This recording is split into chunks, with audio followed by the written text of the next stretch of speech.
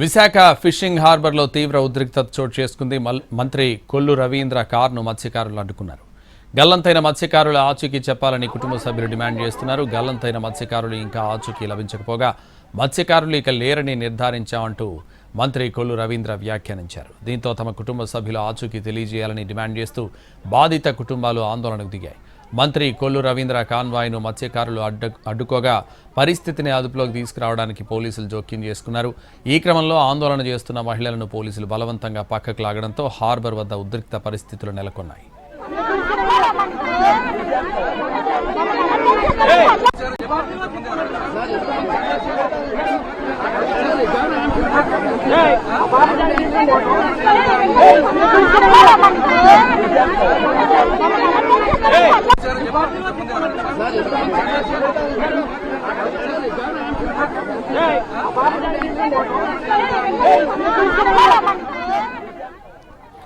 ఈ నెల 4న జరిగిన బోటు ప్రమాదంలో 6గురు మత్స్యకారులు సముద్రంలో గల్లంతయ్యారు. సుమారు 72 గంటల పాటు విస్తృతంగా గాలించినప్పటికీ వారి ఆచూకీ లభించలేదు.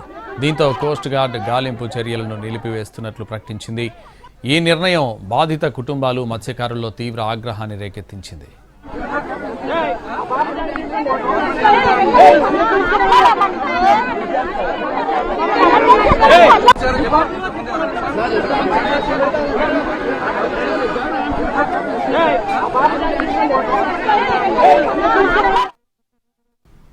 మరింత సమాచారం మా ప్రతినిధి చిరంజీవి అందిస్తారు. మత్స్యకారుల గల్లంతే ఈ రోజుకి 5వ రోజు అవుతుంది. ఇంకా ఆచూకీ లభ్యం కాలేదు.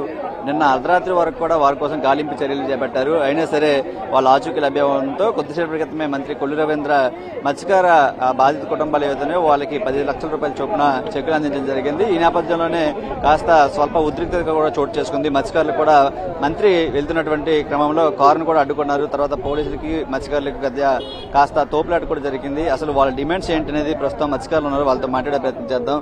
ఎందుకని అడ్డుకోవడం జరిగింది, మీ యొక్క డిమాండ్స్ ఏంటి? స్టార్టింగ్ లో ఫస్ట్ నుంచి రూల్ యాక్ట్ ప్రకారంగా ఇప్పటి నుంచి వస్తున్నది 5 లక్షల రూపాయలు అని చెప్పేసి ప్రభుత్వం ఉండేటప్పుడు కూడా 5 లక్షలు ఇచ్చేవారు.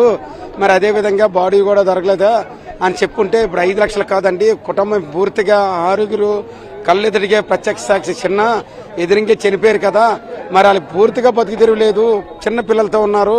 ఇలా చెప్తే గౌరవనీయులైన కొల్లు రవీంద్ర గారు, అలాగే మినిస్టర్ గారు, మన కమిషనర్ గారు, మా లోకమాధవ్ గారు అందరు కలిసి వచ్చి ఈ రోజు తక్షణమే ఇచ్చేదేదో సీఎం ఫండ్ ఒక 5, ఇన్సూరెన్స్ ఒక 5 కలిపి టోటల్ 10 లక్షల రూపాయలు ఇవ్వడం జరిగింది. అది ఇచ్చేదేదో ఒక 20 నుంచి 30 లక్షల వరకు ఇస్తే ఆ కుటుంబం కూడా కొంచెం బాగుంటుందని చెప్పేసి ఇప్పుడు ఏమిచ్చినా ప్రజలకు సమాధానం చెప్పాలి. ఒక మత్స్యకారుడు కదా, తీర ప్రాంతం నుంచి అందరూ ఉన్నారు, ఇక్కడ నుంచి చెప్పారు. గతంలో ఎంత ఇచ్చేవాళ్ళు? ఈ విధంగా ఏదైనా ప్రమాదం జరిగి మృతి చెందిన గల్లంతైన ఎంత ఇచ్చేవారు? బాడీ దొరికిన తర్వాత దాన్ని ఎఫ్ఐఆర్ కట్టి ఆ బాడీ దొరికిన తర్వాత పోస్ట్ మార్టం చేసి దానికి 3-4 సంవత్సరాలు పట్టేసిందండి అప్పుడు ఇచ్చేసరికి.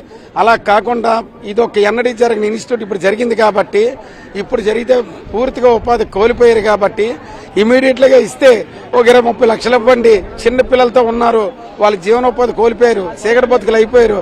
మరి కమిషనర్ గారి, ఫిషరీస్ కమిషనర్ కి అందరూ చెప్పడం వల్ల అంతా డిస్కషన్ చేసి కలెక్టర్ గారికి కూడా చెప్పి ఈ రోజు అది ఫైనల్ చేసి ఇస్తే తక్షణం ఇప్పుడు ఇవ్వండి అన్నారు. లేదు 5 లక్షలు ఇప్పుడు ఇస్తాం, 5 లక్షల తర్వాత 3 సంవత్సరాల తర్వాత ఇస్తారంటే అలా ఒప్పుకోలేదు సార్. కొల్లు రవీంద్ర ఇచ్చినటువంటి చెక్ల విషయంలో అవ్వచ్చు, మిగతా విషయంలో కూడా కాస్త గందరగోళం ఏర్పడినటువంటి పరిస్థితి కనిపిస్తుంది. సరిగా ఉద్రిక్త పరిస్థితులు కూడా నెలకొన్నాయి. తర్వాత ఇచ్చినటువంటి నష్టపరిహారం ఏదైతే ఉందో దాన్ని కూడా కొంచెం